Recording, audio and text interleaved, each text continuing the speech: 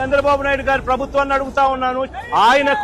ఆయన అడుగులకు మడుగులెత్తే పోలీసు అధికారులను అడుగుతా ఉన్నాను. ఎందుకయ్యా ఒక రాజకీయ నాయకుడు తమ పార్టీకి సంబంధించిన వాళ్ళను కలవడం ఏమైనా నేరమా అని అడుగుతా ఉన్నాను. అలా కలవడానికి వస్తే అదేమైనా తప్ప అని అడుగుతా ఉన్నాను. ఎందుకు ఆంక్షలు పెడతా ఉన్నారు అని అడుగుతా ఉన్నాను. నా కార్యక్రమానికి నన్ను అభిమానించే వాళ్ళు ఎవరైనా కూడా వస్తే తప్పేమిటి అని అడుగుతా ఉన్నాను. వాళ్ళని రానివ్వకుండా ఏకంగా రోడ్లన్నీ తోవారు. సందులు బొందులు ఎక్కడి నుంచి అయితే బండ్లు వస్తాయని అనుకుంటున్నారో, 2 వీలర్స్ వస్తాయని అనుకుంటున్నారో రాకుండా చేసేందుకు ఏకంగా రోడ్లను తోవిన అధ్వానమైన పరిస్థితి బహుశా ప్రపంచ చరిత్రలో ఏ రాజకీయ పార్టీకి ఉండదేమో, ఒక చంద్రబాబు నాయుడు గారి పార్టీకి తప్ప.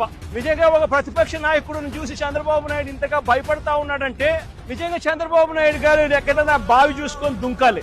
ఒక ప్రతిపక్ష నాయకుడిని చూసి, ఒక ప్రతిపక్షాన్ని చూసి ఇంతగా భయపడి ఆయన వస్తా ఉంటే అభిమానులను ఆపేదాని కోసం అని చెప్పి, ఆయన వస్తా ఉంటే ప్రజలను ఆపేందుకోసమని రోడ్లను కూడా తవ్విన చరిత్ర ఒక చంద్రబాబు నాయుడు గారికి మాత్రమే దక్కుతుంది. ఈరోజు దాదాపుగా 2000 పైసలకు పోలీసులు, లెక్కలేనంత మంది డిఎస్పీలు, డిఐజీ ఇక్కడే తిష్టేసినాడట. నాకు ఆశ్చర్యం అనిపించింది. అసలు వీళ్ళంతా కూడా నా సెక్యూరిటీ కోసం కాదు, వీళ్ళంతా జగన్ వస్తా ఉన్నాడు అని అంటే జగన్ ను చూడడానికి అభిమానులు ఎవరైనా వస్తారేమో, ఆ అభిమానులను ఆపడం కోసం ఇంతమందిని ఉపయోగిస్తా ఉన్నారు.